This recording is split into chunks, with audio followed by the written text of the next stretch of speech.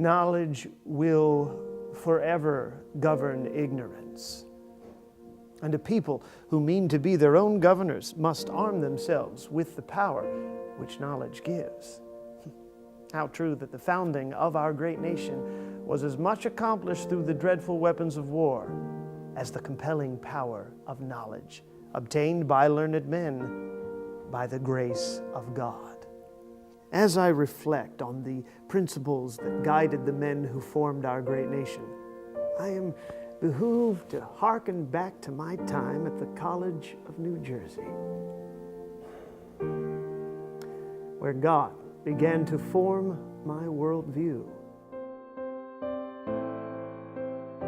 I was 18, young and thirsty for knowledge. It was there and then that I was introduced to the venerable Dr. John Witherspoon. I had never before met a man, lay or clergy, who refused to separate providence from the workings of the governing of men. From the start, I was captivated by his insistence that God's hand worked throughout all history to achieve his great purposes. As we studied the various forms of government laid out by Aristotle and others, I was astounded and riveted as he taught that whatever the form of government, the sinful nature of men was the root of its problems. Witherspoon contended that the separation of powers was one way to avert corruption affected by man's depravity. It was the clearest view of government I had ever heard. As my original ambition was to serve the clergy, Dr. Witherspoon's idea of the pervasive influence of the gospel shaped and cemented my views on providence, and I was forever changed. How could I have perceived that 18 years after our first meeting, I would find myself in the unique and privileged position of helping to form a new government?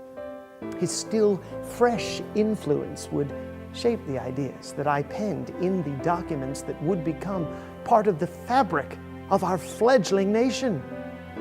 God's providence saw fit to afford me the opportunity to apply what I had learned as a young man to the principles that formed our great experiment we call the United States of America. I am forever grateful to my Lord and Savior for intersecting my life with John Witherspoon's. For how different our nation may have been had I not been taught that without biblical discernment, there is no liberty. To be ignorant is to be governed. To be enlightened in the way of truth is to break the chains of tyranny and to taste the fruits of freedom as our Creator intended.